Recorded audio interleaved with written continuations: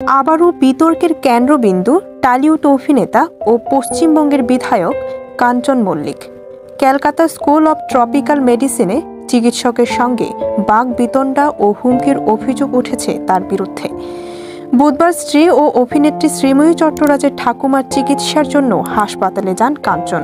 সেখানেই মেডিসিন বিভাগের এক সিনিয়র চিকিৎসকের সঙ্গে উত্তপ্ত কথা কাটাকাটি হয়।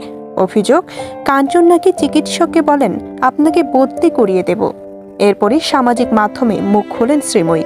এক ভিডিও বার্তায় তিনি জানান, আমরা টিকিট কেটে সাধারণ মানুষের মতোই লাইনে দাঁড়িয়ে চিকিৎসা করাতে গিয়েছিলাম, কোনো প্রভাব খাটায়নি। তবু চিকিৎসক রোগী দেখতে অস্বীকার করেন, চিৎকার করেন কাঞ্চনের ওপর। শ্রীময়ীর প্রশ্ন, আমাদের সঙ্গে যদি এরকম ব্যবহার হয়, সাধারণ মানুষের সঙ্গে তাহলে কি হয়? তিনি বলেন, কেউ যদি সুযোগ নিতে চায় তাহলে লাইনে দাঁড়িয়ে চিকিৎসা করাতে যায় না। দিদাকে 10 দিন ধরে সরকারি হাসপাতালে রেখেছে, কোনো প্রভাব ব্যবহার করিনি।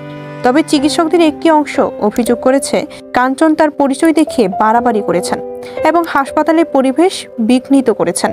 হাসপাতাল কর্তৃপক্ষ এখনো পর্যন্ত কোনো আনুষ্ঠানিক বিবৃতি না দিলেও ঘটনা ঘিরে চিকিৎসক মহল ও রাজনীতির অন্তর্মহলে তীব্র প্রতিক্রিয়া তৈরি হয়েছে।